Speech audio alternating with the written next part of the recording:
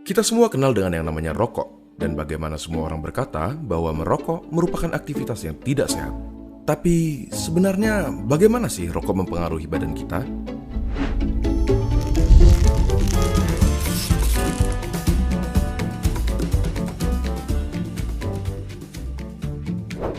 Coba kita mulai dengan komponen-komponennya. Pertama, nikotin, suatu zat yang bisa bikin kita kecanduan, si alasan utama kenapa semua orang tidak bisa berhenti merokok. Bahkan, dia adalah alasan kenapa mereka yang berniat berhenti merasa tidak nyaman dan akhirnya ditarik kembali. Selain nikotin, ada sekitar 7.000 bahan kimia lainnya yang terlibat dalam proses membakar satu batang rokok, di mana diantaranya ada beberapa yang akan menjadi aktif dan dapat merusak badan kita. Terlebih lagi, terdapat lebih dari 60 bahan kimia diantaranya yang diketahui dapat menyebabkan kanker. Dari sini, kita dapat mengambil kesimpulan bahwa merokok dapat merusak berbagai macam organ tubuh kita dan secara umum menurunkan kondisi kesehatan. Komponen berikutnya adalah tar, suatu nama yang diberikan untuk partikel-partikel yang tergantung di dalam rokok. Partikel-partikel ini berisi zat-zat yang dapat menyebabkan kanker seperti karsinogen. Contohnya adalah metal seperti arsenik, kadmium, dan lain-lainnya. Tar itu lengket dan berwarna coklat. Dan apakah kalian pernah berpikir kenapa gigi dan kuku perokok menjadi kuning?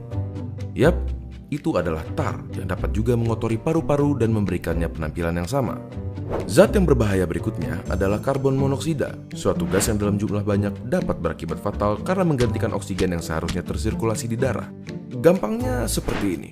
Di darah terdapat sel darah merah, dan di sel darah merah terdapat hemoglobin. Pada mereka yang tidak merokok, oksigen mengikat ke hemoglobin dan diantar ke seluruh tubuh. Tetapi, karbon monoksida dapat meningkatkan dirinya ke hemoglobin lebih mudah dari oksigen, dan akhirnya menggantikan oksigen. Kalian mungkin berpikir, ya sudahlah, apa masalahnya oksigen diganti karbon monoksida?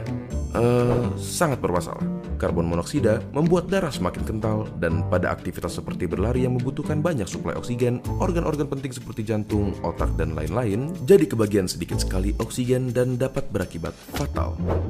Selain itu, di dalam rokok terdapat sesuatu yang bernama hidrogen cyanida. Paru-paru kita biasanya mempunyai rambut-rambut kecil bernama silia yang membantu membuang zat-zat asing yang memasuki saluran pernafasan. Hidrogen cyanida menghalangi tubuh kita dalam melakukan proses tersebut dan membiarkan bahan-bahan kimia seperti hidrokarbon, nitrous oxide, organic acid, dan lain-lainnya yang ada di dalam rokok berkumpul di dalam paru-paru dan merusaknya. Tetapi, di balik kenyataan bahwa merokok merusak paru-paru, jantung, pembuluh darah, bahkan otak sampai dapat menyebabkan stroke, ada fakta menarik yang tidak semua orang tahu.